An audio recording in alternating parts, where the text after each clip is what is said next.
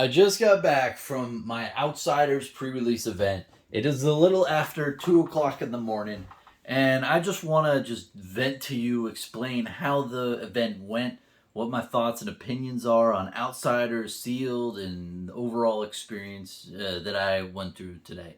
Now, I'm a little beat, as you guys probably saw, but I think it's really good to just talk about it really right afterwards to really get my verbiages down instead of sleeping and then forgetting. So that's what I'm doing.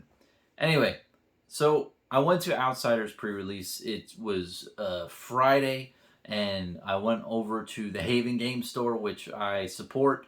Link down below to most of the videos of my channel, to their game store online, which you can buy single cards and save a little bit and buy other products for any other TCG you want. I really like supporting them. Really great group of guys running that store and gals.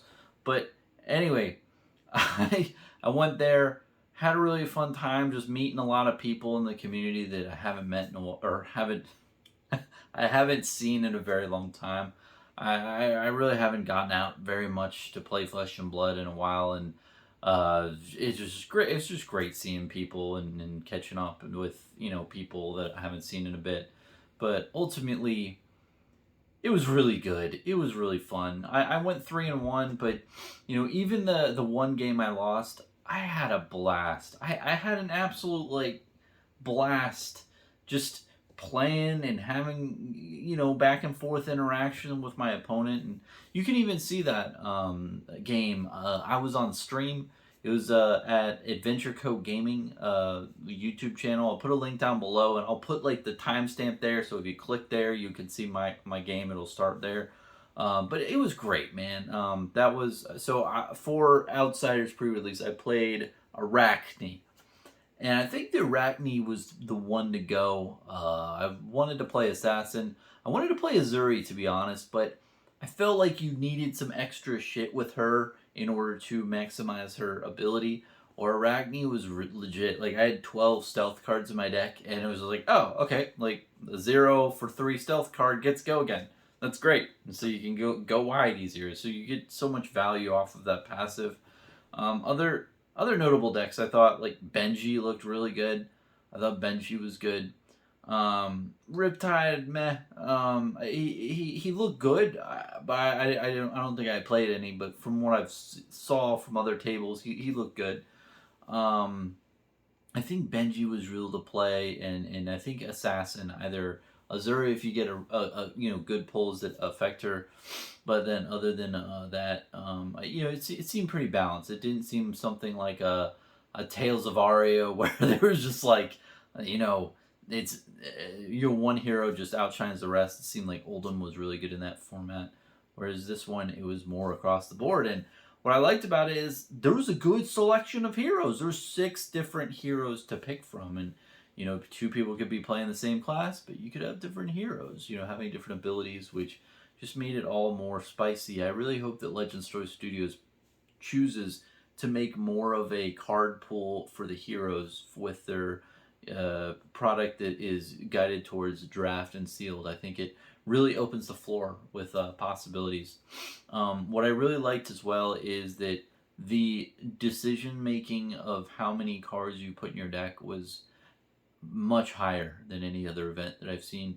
I think its biggest proponent to that was the hybrid cards. When you have cards, they could be either or. You have so much more card pool selection at your disposal. I think we saw in Monarch was probably the most inhibitive. Like, if you pull bad cards in your sealed or weird distributions, you could let's say you picked light illusionist, right? You could only have 32 cards to pick from, and you need to make at least a 30 card deck. So you don't have much optionality when deciding what you're going to put in your deck. Now with this set, you literally, I chose Arachne, right? And out of my generics and hybrids and all those cards, I think I had around 44 to 45 cards to choose from, with creating one singular deck, which is huge. That's a astronomical number. I don't think any other pre-release I've been to I've had that much card pool to pick from. And essentially I just used most of the cards except I took out, I think, the ones that blocked for 0 or really didn't do much for the deck, or were blue pitch but like crappy cards and they didn't block very well. I think I ended up with a 36-ish card deck, 38 card deck, I forget off the top of my head. And I thought that was really smart. And going into like seeing how the games transpired, that was the way to go. Honestly, more cards the better. I probably should have put a little bit more cards in my deck, because I saw so many different scenarios throughout the night where, especially with if you played Ranger, like you just run out of gas. You run out of cards to where you cannot kill your opponent. Like I saw multiple times where two Rangers were they had like 2 cards left each, and like I think one had to draw and one barely got the win, but it was very close to a draw, which you haven't seen that many. I haven't seen that much in the past with other pre-release events. But it's kind of the pros and cons to that. I think it's good how we have so much more breadth of, okay, well, what do I want to put in my deck? But at the end of the day, it seemed like if you weren't that good at pre-release, which I'm not, I'm not really that good. It seemed like one of the better strategies was to just shove every fucking thing you can in your deck, except maybe take out the 0 blocks and just put like everything, right? And try to block out a little bit more, and then you can fatigue your opponents that are running, the Ranger builds. Now, I think that the Ranger did have a couple of nasty tricks to where, if you're playing Azalea and you like dominate an arrow, and when you dominate that arrow, if you can get it up to like 10 or 11 attack, and your opponent can't defend all that much, I think that's where you get your win con with Azalea in pre-release of Outsiders.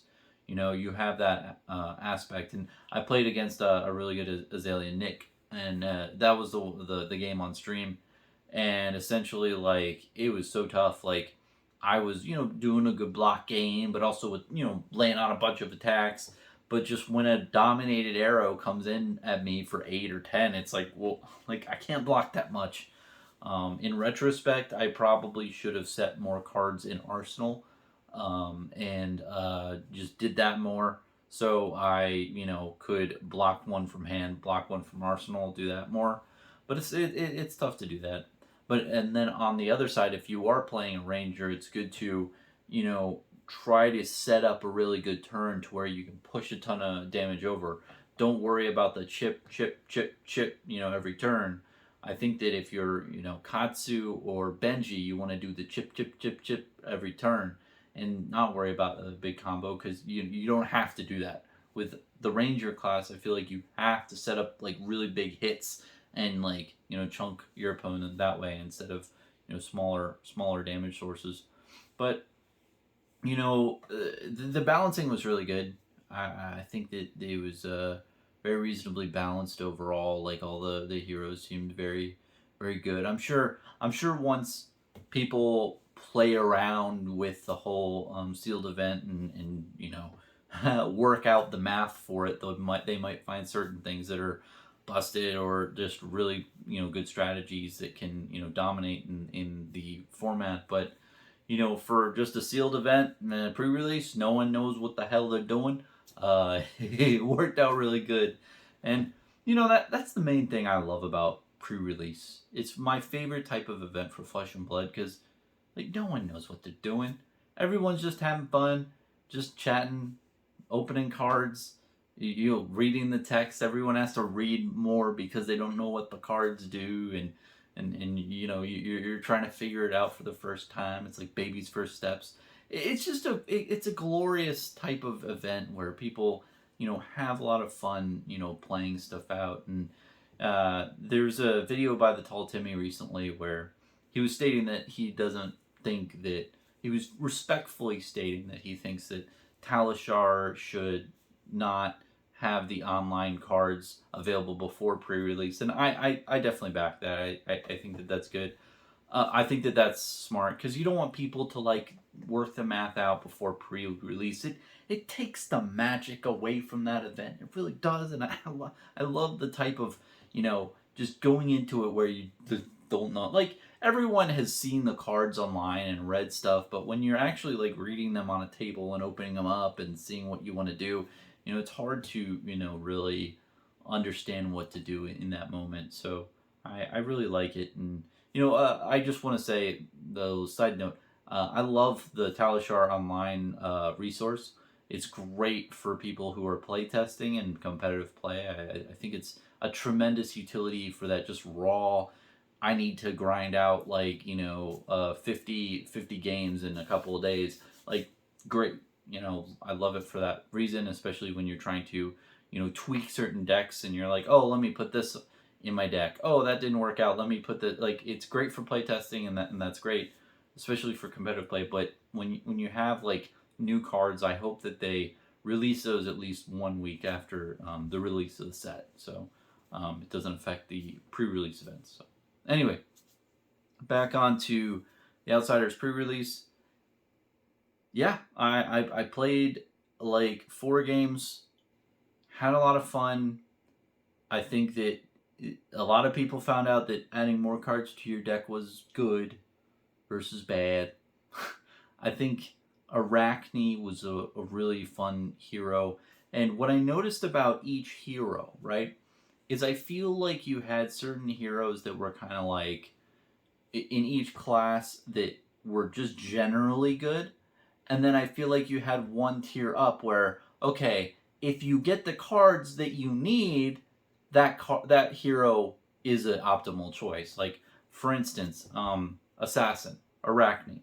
I think Arachne is like, okay, he's good with generic, like, any card pool as long as you have a good amount of stealth cards, which there are a lot in Assassin, so you're probably going to get that.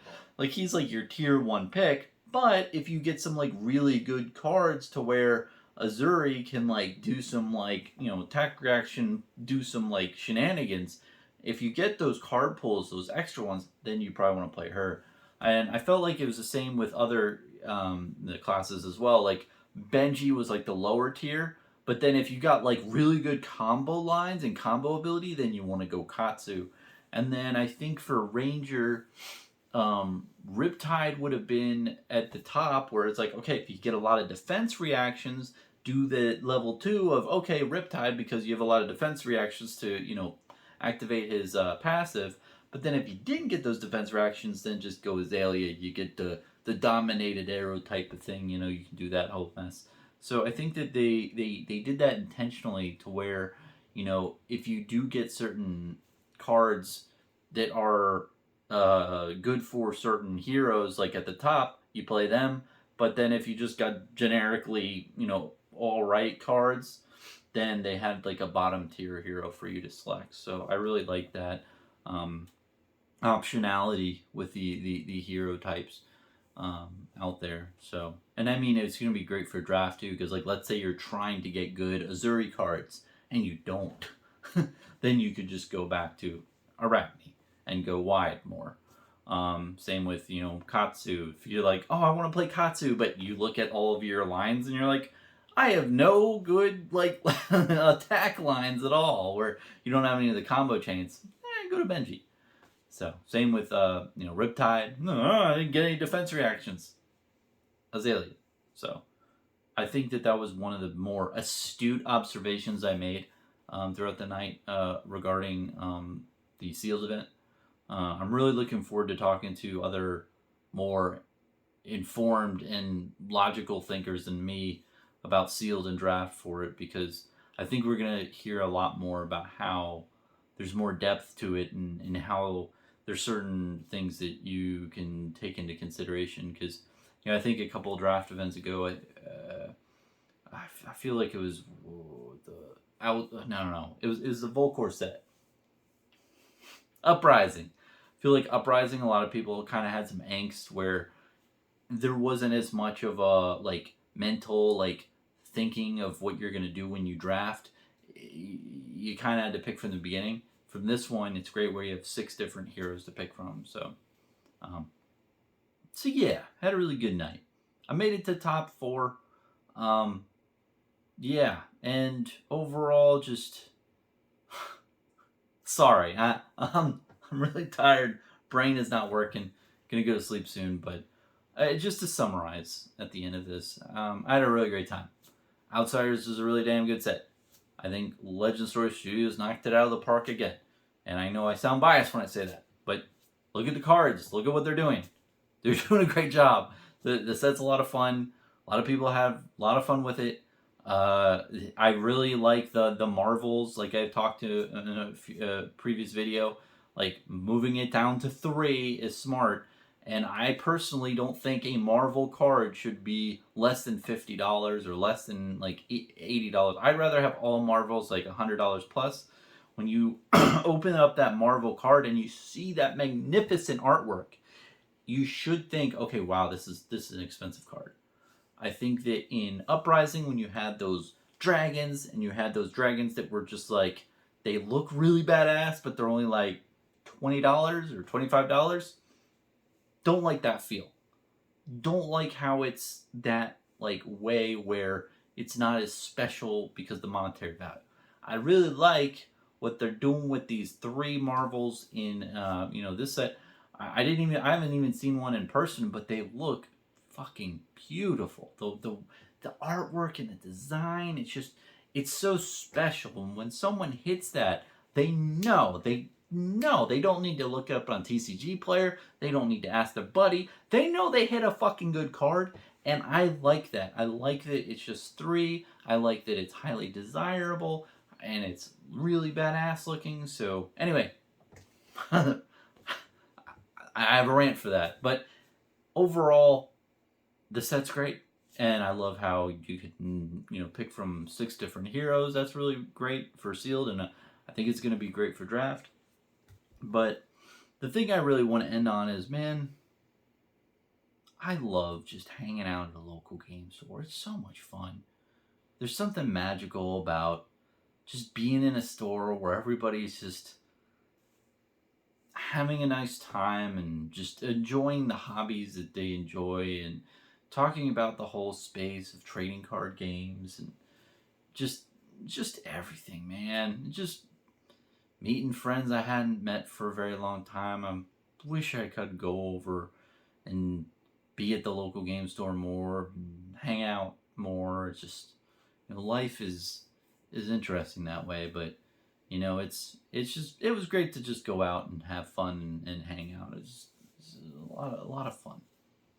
And I think that when you hear a lot of stuff where people online are mad, like the local game store is dying and stuff, the generic talk, and it really reaffirms that of like, yeah, like this is why that matters. That discussion of, hey, like this whole concept of being in a game store and that magic is just gonna die out if over time, if game stores cannot thrive with business models going into the 21st century. So anyway, that's my video. Let me know if you have any questions in the comment section down below. Again, I'd like to shout out the Haven Game Store.